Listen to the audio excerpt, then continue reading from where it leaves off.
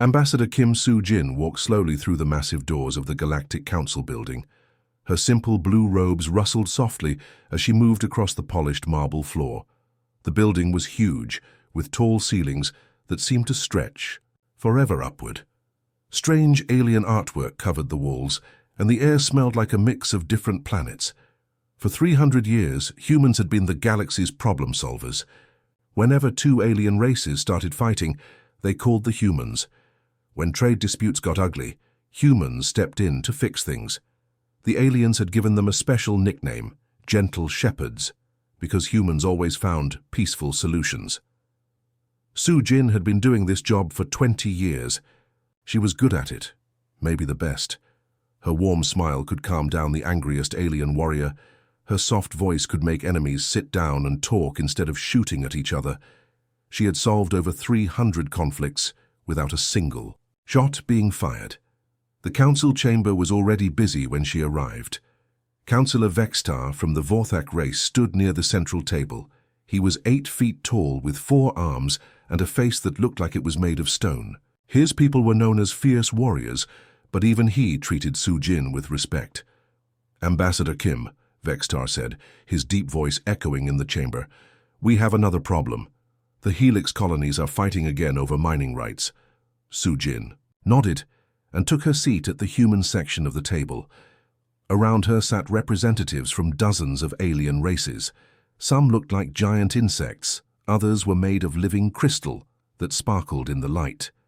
A few were just floating clouds of gas that somehow managed to talk. "The same old story," she said with a gentle laugh. "Two neighbors fighting over who gets to dig where. I'm sure we can work something out." The other aliens smiled or made whatever expressions their species used to show happiness. They all knew Ambassador Kim would fix this mess, just like she always did. She would talk to both sides, find out what they really wanted, and help them reach a deal that made everyone happy. But what none of these aliens knew was the truth about humans. They saw the peaceful diplomats, the helpful mediators, the gentle shepherds who always chose talking over fighting. They had no idea what was really hidden beneath the surface. Every human ship that came to these peace talks was actually a war machine in disguise. The diplomatic vessel that had brought Soo-jin to Nexus Prime looked like a simple transport ship, but hidden inside its hull were weapons powerful enough to destroy an entire moon. The ship's computers could target and destroy 1,000 enemy vessels at once. Back on Earth, massive satellites floated silently in space around the human homeworld. To visiting aliens, they looked like old communication devices or weather monitors. The truth was very different. These satellites were the most advanced weapons in the galaxy, capable of destroying entire fleets before they could get close to Earth. Even the human colonies that aliens visited weren't what they seemed. The farming worlds where humans grew, food looked peaceful and simple. Aliens would visit and see farmers working in fields, children playing in parks, and families having picnics. They never saw the underground military bases, the hidden missile silos, or the massive shield generators that could protect the entire planet. In the basement of the embassy building where Soo-jin worked, Admiral Park Min-ho sat in a small, plain office. His official job title was Cultural Attaché, which made him sound like someone who organized art shows and cultural exchanges. The reality was that Park was one of humanity's top military commanders. He monitored every military movement in the galaxy from his simple desk.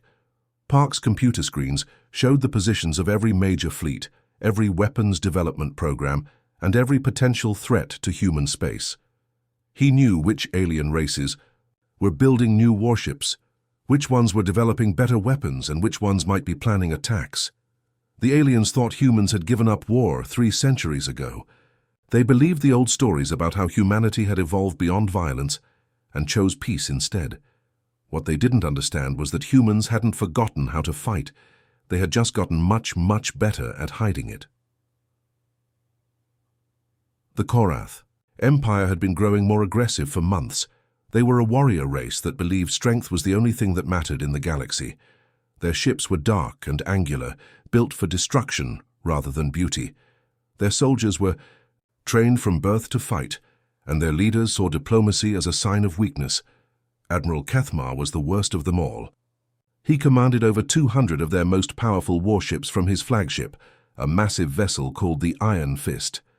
For years, he had watched the Galactic Council solve problems through talking instead of fighting, and it made him sick. He believed the galaxy had become soft and weak under human influence. "These peace-loving fools have made the galaxy weak," Kethmar told his officers during a meeting on his ship. "They talk and talk while real warriors like us are forced to sit and listen. It's time to show them what real power looks like." The Admiral had chosen his target carefully. New Sol was a human farming world located far from Earth, home to 47 million people. Most of them were simple farmers, teachers, and families raising children. The planet was known for growing the best food in the galaxy, and alien tourists often visited to see the beautiful countryside and taste the amazing local dishes. To Kethmar, this made it the perfect target. He wanted to hit something that would shock the galaxy and show that humans weren't as untouchable as everyone thought. He also knew that attacking civilians would send a message that the Korath weren't afraid of anyone. The attack began just as the sun was rising over New Sol's main continent. Families were having breakfast, children were getting ready for school, and farmers were heading out to their fields. Nobody expected what was about to happen. The first explosions came from space. Kethmar's ships opened fire with their plasma cannons, sending beams of superheated energy down toward the planet's surface. The beams were so hot, they turned sand into glass and metal into liquid. Entire city blocks disappeared in seconds. Then came the ground forces. Korath soldiers dropped from their ships in landing pods, hitting the planet's surface like meteors. They wore heavy armor that made them look like walking tanks, and they carried weapons that could punch holes through buildings. The worst part was that Kethmar made sure the whole galaxy could watch. He broadcast the attack live on every communication channel, forcing billions of aliens across the galaxy to watch as his forces destroyed farms, schools, and hospitals. He wanted everyone to see human weakness. "This is what happens to those who believe in peace," he announced during the broadcast. "This is what your gentle shepherds really are, helpless sheep waiting to be slaughtered." The images were horrible. Families running for their lives as plasma beams destroyed their homes, children crying as they were separated from their parents, brave farmers trying to fight back with simple tools against heavily armed soldiers. Back in the council chambers, on Nexus Prime, Ambassador Kim Soo-jin sat perfectly still as she watched the screens. Around her, other alien representatives were gasping in shock and horror. Some were crying, others were shouting demands for immediate action. But Kim said nothing. She just watched, her face growing colder with each passing minute. The warm smile that had solved 1,000 conflicts was nowhere to be seen. Instead, something else was taking its place. Something that made the aliens around her feel suddenly afraid. Councillor Vextar, the tough Vorthak warrior, found himself taking a step backward without realizing why. Other council members stopped, talking and stared at the human ambassador. They had never seen this expression on a human face before. "Ambassador Kim," Vextar whispered, his voice shaking slightly. What is your response to this attack?" Kim turned to look at him, and her eyes were like ice. When she spoke, her voice was calm and steady, but there was something underneath it that made everyone in the room feel cold. "All non-human personnel will evacuate human space within 12 standard hours," she said. "This is for your own protection." At her side, Lieutenant Lee Jae-wook was already working on his communication device. His fingers moved quickly across the controls as he sent coded messages to every human world, every human ship, and every human outpost in the galaxy. The message was simple, just 3 words that hadn't been used for 300 years. The sleep ends. The changes started happening within the first hour after Lieutenant Lee sent out those 3 words. Across the galaxy, on every human world, things that had looked innocent for centuries suddenly revealed their true purpose. On the farming world, Curved New Busan, what everyone thought were simple grain storage buildings began to split open down the middle. Inside weren't bags of rice or wheat, but rows of sleek missiles that gleamed under the artificial lights. Each missile was the size of a small building and packed with enough explosive power to destroy an entire city. The local alien farmers, who had been working alongside humans for decades, stood in shock as they watched peaceful farmland transform into a military base. Underground hangars opened up, revealing fighter ships that had been hidden beneath the soil. What they had thought were irrigation systems were actually fuel lines for military vehicles. On the trading station orbiting Alpha Centauri, alien merchants were confused when human workers suddenly asked them to leave immediately. Within minutes of their departure, the station's outer shell began to fold away like flower petals. Underneath wasn't a simple marketplace, but a fortress bristling with weapons that could destroy entire fleets. The most shocking transformation happened with the human merchant ships. For 300 years, these vessels had peacefully traveled between worlds, carrying food, medicine, and trade goods. Alien captains had often joked about how boring and slow the human cargo ships were, compared to their own sleek vessels. Now those same aliens watched in terror as the human ships shed their outer hulls like snakes shedding skin. The cargo containers fell away to reveal weapon systems that made the most advanced alien warships look like children's toys. Laser cannons emerged from hidden compartments, missile launchers unfolded from what had appeared to be storage areas, and shield generators powered up with a humming sound that made nearby space vibrate. The biggest surprise came from what the galaxy had thought was a retirement home on the peaceful world of New Jeju. For decades, alien dignitaries had visited this quiet facility where elderly human diplomats supposedly spent their final years gardening and writing memoirs. They had met pleasant old humans who seemed more interested in growing flowers than discussing politics. Admiral Choi Hai-won had been one of these seemingly harmless retirees. She was a small woman in her 70s who had always greeted visitors with tea and homemade cookies. Aliens remembered her as someone who talked about her grandchildren and her prize-winning roses. But when the message, "The sleep ends," reached New Jeju, Admiral Choi walked into a room that visitors had never been allowed to see. The walls slid away to reveal banks of computers and communication equipment more advanced than anything in the galaxy. Her flowery dress was replaced by a crisp military uniform decorated with medals that told the story of battles fought centuries ago. "This is Admiral Choi to all human forces," her voice carried across the galaxy through secret communication channels that the aliens had never known existed. Her tone was calm, but carried absolute authority. "The Great Peace is suspended. Execute. Protocol 7.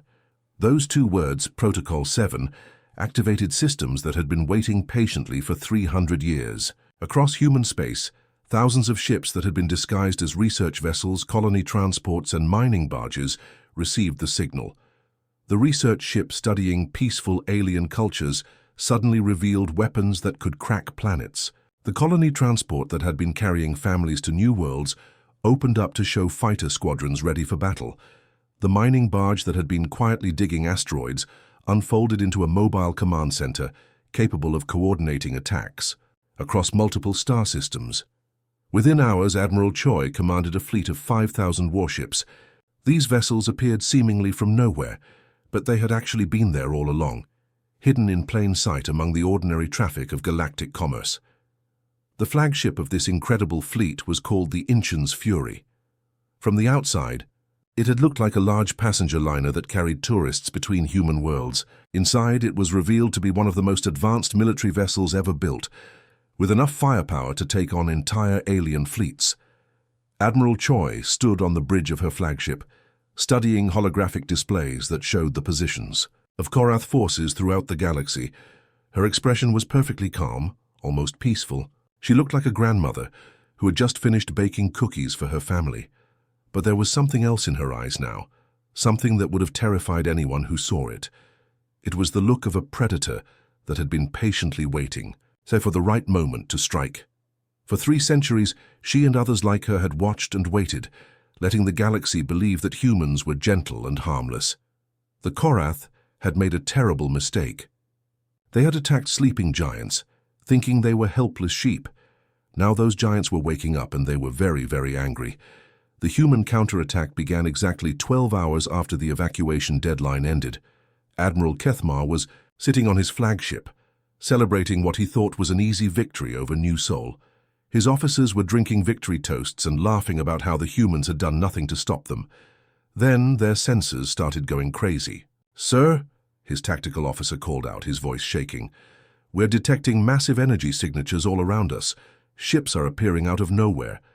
Kethmar rushed to the main screen and couldn't believe what he was seeing. Human vessels were materializing from what had seemed like empty space. They hadn't jumped in from somewhere else. They had been there all along, invisible and waiting. The attack was like nothing the Korath had ever experienced. Human ships moved with perfect coordination, striking at exactly the right moments, and in exactly the right places. It was as if they could see the future, and knew exactly what the Korath would do before they did it. Captain Song Woo-jin commanded the lead assault group from his ship, the Soul's Revenge. He was a quiet man in his 40s, who had spent the last 20 years pretending to be a cargo ship captain. His vessel had carried supplies between human colonies, and alien port authorities had always waved him through without a second thought. Now, his true nature was revealed. Captain Song was one of humanity's most brilliant tactical minds, and his ship was a weapon of incredible power. He studied the Korath fleet formations on his screens and saw their weaknesses as clearly as if they were written in bright letters. "Target their command ships first," he ordered his crew. "Cut off their communications, then divide and conquer." The human attack was surgical in its precision. While Korath ships fired wildly in all directions, human vessels struck specific targets with laser-like accuracy. They didn't waste energy on unnecessary destruction. Every shot had a purpose, every movement was calculated. Admiral Kethmar watched in horror as his invincible fleet was taken apart, piece by piece. Ships that had never been defeated in battle were being destroyed by enemies that seemed to know their every weakness. His communications were cut off, his formation was broken, and his warriors were panicking. "This is impossible," he shouted at his officers. "They're just peaceful farmers and diplomats. How can they fight like this?" But the humans weren't fighting like the Korath expected. They weren't charging in with guns blazing or relying on brute force. Instead, they used tactics that were hundreds of years ahead of anything the Korath had ever seen. Human ships would appear, strike precisely at weak points, then disappear before the enemy could respond. They coordinated their attacks across thousands of miles of space, moving like parts of a single giant organism. When Korath ships tried to retreat, they found human forces already waiting for them. The battle for Admiral Kethmar's fleet lasted exactly 4 hours and 37 minutes. When it was over, not a single Korath ship remained operational. Most had been disabled rather than destroyed. The humans wanted prisoners, not just victory. While this battle was happening, Captain Song was leading an even more daring mission. He took his fastest ship straight to the Korath homeworld, a heavily defended planet that had never been successfully attacked in over 1,000 years. The planet was protected by orbital defense stations, massive space fortresses, and patrol fleets. The Korath had spent centuries building defenses that they believed made their world impossible to conquer. Captain Song's forces went through these defenses like they weren't even there. The humans had studied Korath military tactics for decades, learning every detail of how they fought and how they defended themselves. Now that knowledge became a weapon. Human ships danced between the orbital stations, striking at power generators and weapon systems with pinpoint accuracy. The defense platforms that had protected Korath Prime for centuries were disabled in minutes. The patrol fleets that rushed to intercept the human forces found themselves outmaneuvered and surrounded. On the planet's surface, Korath ground forces prepared for invasion.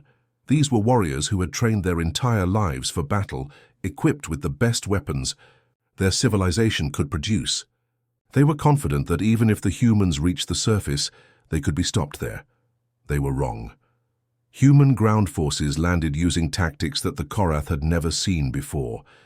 Instead of massive frontal assaults, small teams appeared throughout the planet, striking at key targets simultaneously. Command centers were captured, communication networks were shut down, and supply lines were cut. The most shocking moment came when human Marines stormed Admiral Kethmar's personal flagship.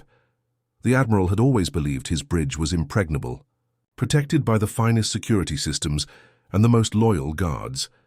Captain Song himself led the team that reached the bridge. When the doors opened and human soldiers poured in, Kethmar could barely speak. "How?"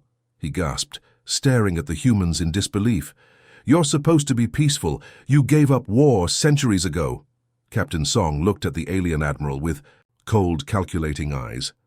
His expression was completely calm, but there was something terrifying in his voice when he spoke.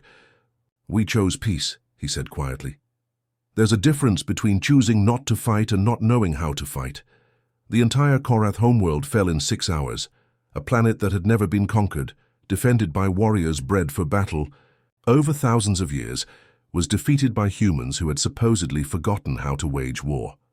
3 days after the Korath homeworld fell, Ambassador Kim Soo-jin walked back into the Galactic Council chambers. But everything had changed. The same aliens who had greeted her warmly just a week ago now watched her with a mixture of respect and fear. Some couldn't even meet her eyes. The chamber itself felt different too. Where once there had been casual chatter and friendly conversations, now there was only tense silence. Every alien representative had seen the footage of human forces dismantling the Korath Empire with surgical precision. They had watched centuries of military tradition crumble in just 6 hours. Ambassador Kim took her usual seat, but she no longer looked like the gentle diplomat who had solved countless conflicts with warm smiles and patient words. Her diplomatic clothes were the same. Her posture was still calm and professional, but there was something new in her presence. It was like standing next to a sleeping volcano that everyone now knew could erupt at any moment. "Fellow council members," she began, her voice carrying its usual diplomatic tone, but with an undertone that made everyone listen very carefully. "I want to address what happened with the Korath Empire." Councillor Vexi Tar, the 8-foot-tall, Vorthak warrior who had always treated humans as equals, now found himself unconsciously leaning away from the human ambassador. Other council members shifted uncomfortably in their seats. "For 300 years, Kim continued, humanity chose to step back from galactic warfare. This wasn't because we forgot how to fight or because we became weak. It was a deliberate choice, a gift to the galaxy." She looked around the room, making eye contact with each alien representative. "We understood the true cost of war better than most species. We had seen what happens when civilizations focus only on military might and conquest. We chose a different path." The silence in the chamber was so complete that you could hear the humming of the air circulation systems.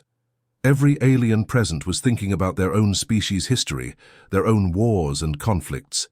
"By stepping back," Kim explained, "we allowed other species to grow and develop without living in our shadow. The Vorthak became master engineers. The Zelani developed incredible art and culture. The Nefri advanced their philosophical understanding of the universe. All of this happened because you weren't constantly worried about human military expansion." Admiral Park Min-ho, who had spent 20 years pretending to be a simple cultural attaché, now stood beside the ambassador in his full military uniform. The medals on his chest told the story of battles fought centuries ago, campaigns that most aliens had thought were just legends. "The Great Sleep served its purpose," Admiral Park said, his voice carrying the authority of someone who commanded fleets that could reshape the galaxy. "For 3 centuries we watched and protected from the shadows. We intervened quietly when necessary, always staying hidden." He gestured to a holographic display that showed the galaxy's current political map. Every major conflict that was resolved peacefully, every war that ended before it could spread, every lucky coincidence that prevented catastrophe, we were there, working behind the scenes. Ambassador Kim nodded and continued. "But New Seoul crossed a line that should never have been crossed. The deliberate targeting of human civilians, broadcast across the galaxy as entertainment, was something we could not ignore." Her voice hardened slightly. "The protection of human civilians is non-negotiable. It always has been and it always will be." The alien representatives were beginning to understand the true scope of what they had witnessed. The human military response hadn't been a desperate last stand or a lucky victory. It had been a carefully orchestrated demonstration of power that had been held in reserve for centuries. "The question now," Admiral Park said, looking around the chamber, "is what comes next. The sleep has ended. We can't pretend anymore that Humans are just peaceful farmers and diplomats. Councillor Vextar finally found his voice. What are you proposing? Ambassador Kim's expression softened slightly, showing a hint of her old diplomatic warmth. We're proposing a new arrangement. Humanity will take a more active role in galactic affairs. We'll still prefer diplomatic solutions, but everyone will know that we have other options available if needed. The vote was unanimous. Every single alien representative voted to expand human authority in galactic affairs. Some voted out of respect for human diplomatic skills, others out of fear of human military might, but all of them understood that the old relationship between humans and the rest of the galaxy was over forever. As the session ended and the alien representatives began to file out, Councillor Vexitar pulled his aide aside. The young Vorthak had been taking notes throughout the meeting, but his hands were shaking. "Sir," the aide whispered, "what do we do now? How do we work with them, knowing what they're capable of?"